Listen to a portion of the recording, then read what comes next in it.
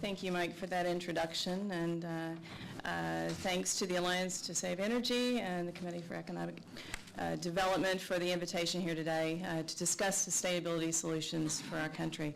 I'd also like to convey my thanks to the two congressmen for their great bipartisan leadership in sustainability. As I look at all you this morning, good morning. You're a pretty youthful crowd, so I'm going to guess that back in the 1950s you probably weren't following politics too closely. But I'm told that 56 years ago, I wasn't following politics closely then either, by the way. But I'm told that 56 years ago, Charles Wilson was here in Washington, D.C. And Charles Wilson at that time was in the midst of confirmation hearings as Secretary of Defense under President Eisenhower. Now, during those hearings, Charles Wilson said something that has been misunderstood ever since.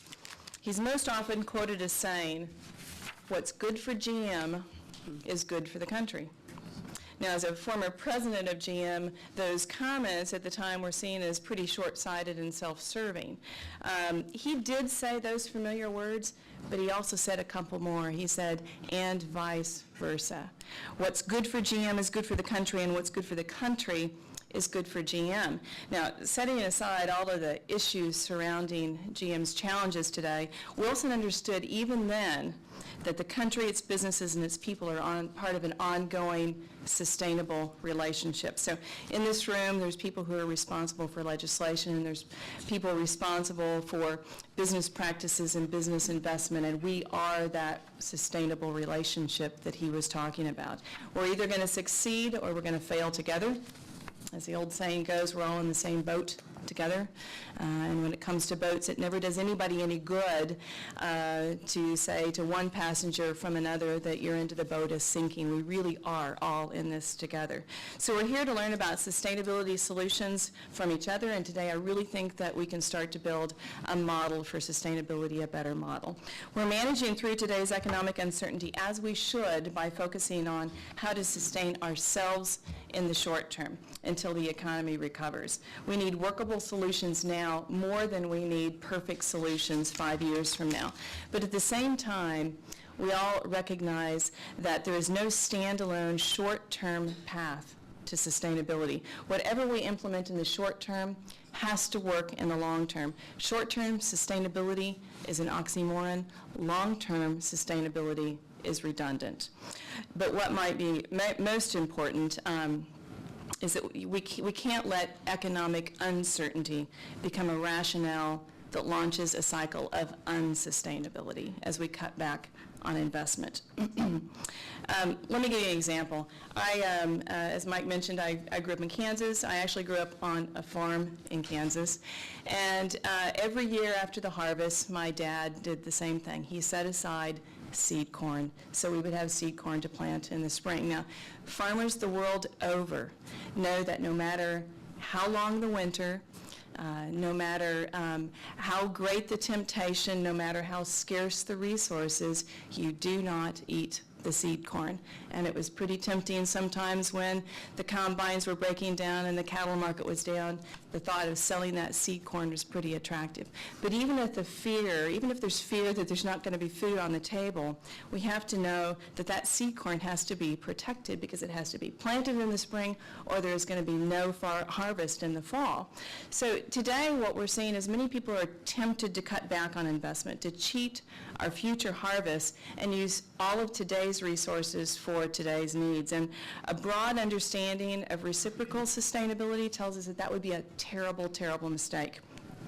Now is not the time to abandon investments in sustainable solutions. A failure to fund and support sustainable solutions today is a false economy. In the end, it's going to make our future less sustainable. In fact, a commitment to true sustainability doesn't evaporate in a down economy. That's when it really proves its worth. That's when it really flourishes because it delivers sustainable results. So what we're talking about is sustainability as a total operating system for a business. We must invest now, and we must invest in the kind of reciprocal sustainability that is more broader and more pervasive than alternative fuels and energy. So true sustainability is actually a comprehensive business model. It's a model that includes corporate governance, business practices, regulatory frameworks, customer service, R&D, and much, much more. All around us today, there's an appropriate amount of attention being put on environmentalism and energy, alternative fuels and energy, and that is absolutely terrific.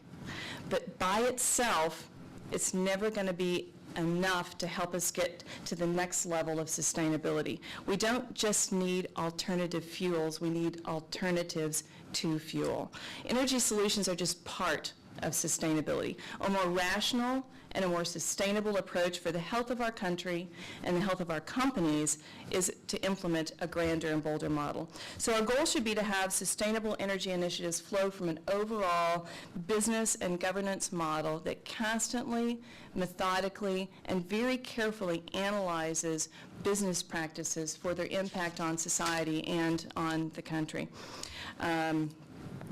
You could think of it this way. Imagine a bride getting ready for her wedding day, or a wrestler getting ready for the championship meet. They both have the same two-word goal: make weight.